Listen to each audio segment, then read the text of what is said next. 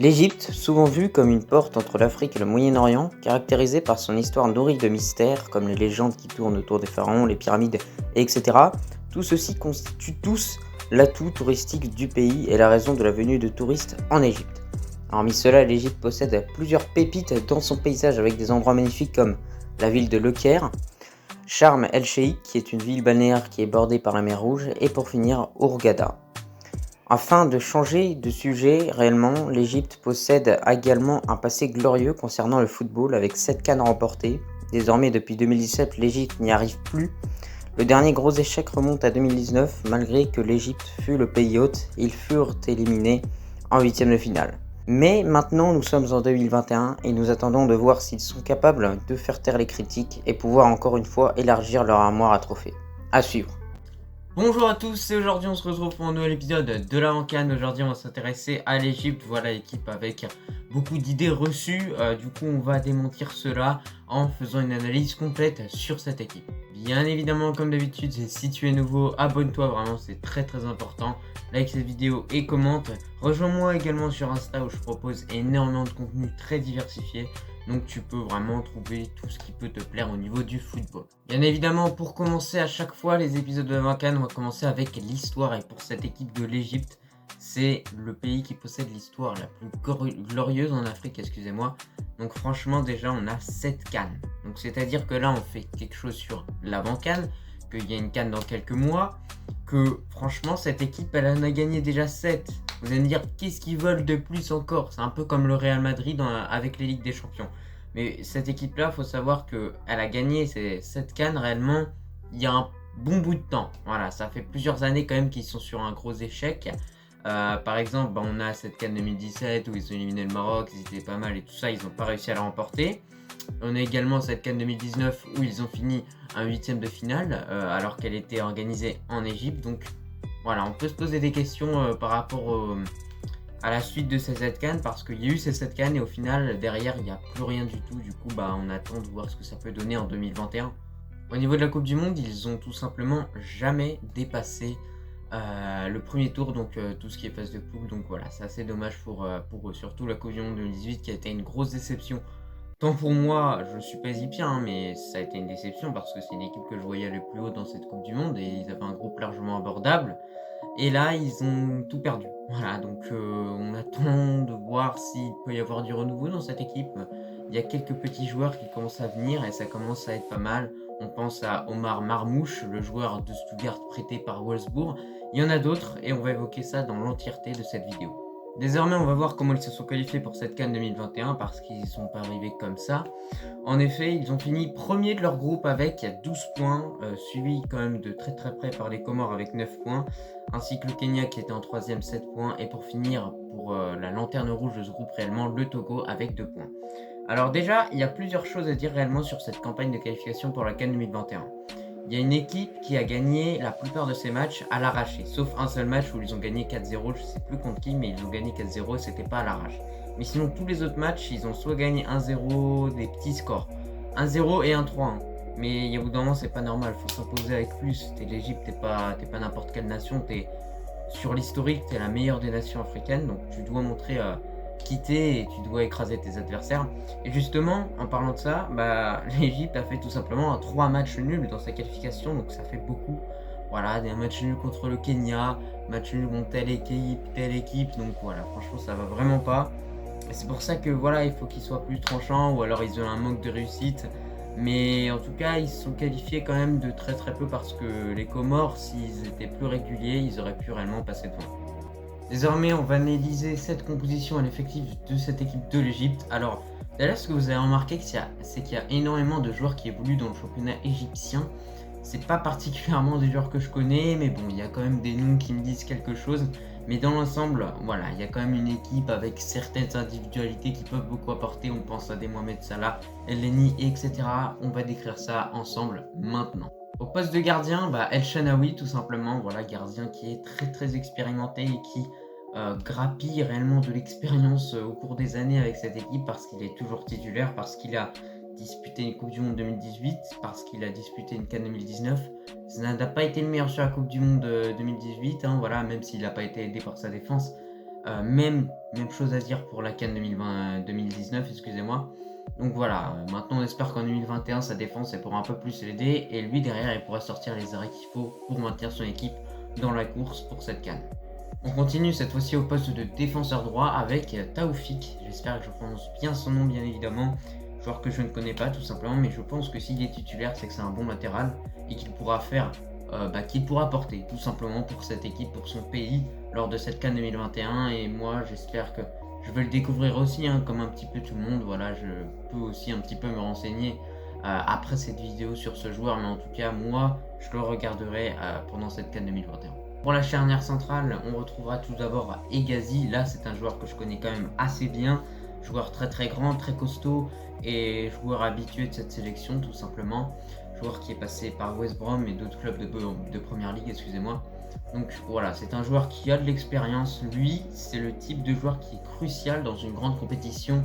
Surtout une grande compétition continentale, c'est pas toujours évident. Et lui, c'est le type de joueur qui va te ramener vers le haut et qui va te permettre réellement de gagner des matchs. C'est lui qui va te faire des sauvetages sur la ligne, etc. Qui peut te mettre un but sur corner. Donc très très important ce joueur-là. Et franchement, notez ce nom, Hegazy, c'est un très bon joueur. Pour accompagner Hegazy dans cette charnière centrale, parce que c'est une défense à 4, on retrouvera Ayman Ashraf. Bon voilà, joueur encore une fois que je connais pas, mais je pense que s'il est aligné à côté de Hegazy, c'est que c'est pas n'importe quel joueur. Bon, après il fait 1m76, c'est relativement assez petit pour un défenseur, mais ça n'empêche pas que je pense qu'il est très bon parce qu'il figure comme titulaire dans cette équipe. Pour finir cette défense, au poste de défenseur gauche, on retrouvera Fatou. Au milieu de terrain, on va retrouver la première grosse individualité de cette équipe, El Neni. Voilà, malgré le fait que ce n'est pas un joueur qui est titulaire avec son équipe d'Arsenal, c'est un joueur qui, justement, avec Arsenal, est là clairement pour aider l'équipe quand il faut. C'est ça que j'aime beaucoup avec ce joueur. Je suis Gunners, vous savez à quel point j'aime bien tous les joueurs, etc. Mais celui-là, je l'aime plus particulièrement. Pourquoi ? Parce que dès que tu vas lui faire appel, il va être là, il va répondre présent.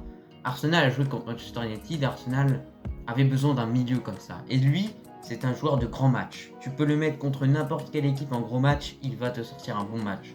Il va te récupérer des ballons, des bonnes passes, etc. Et c'est pour ça que pour cette CAN 2021, ils pourront compter sur un El Neni qui est superbement, vraiment fort, qui est bon, tout simplement, qui est capable de mettre des frappes de loin. Il l'a fait à plusieurs reprises avec Arsenal au cours de la saison 2020-2021.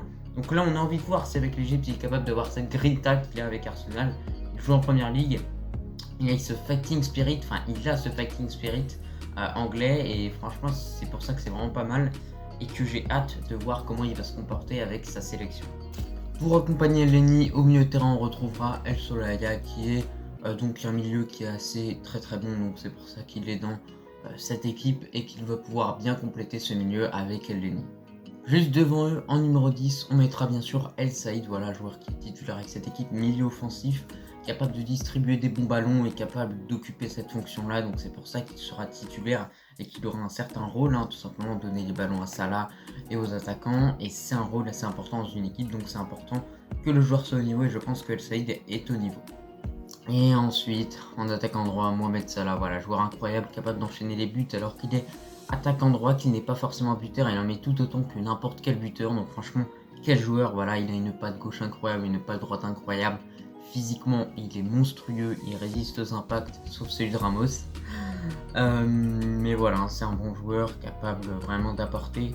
Et je pense que la CAN 2021 de l'Égypte va beaucoup dépendre de lui malheureusement, mais je pense qu'il est au top. Voilà, depuis le début de la saison, il est au top, donc là, je ne verrais pas pourquoi il serait mauvais avec l'Égypte.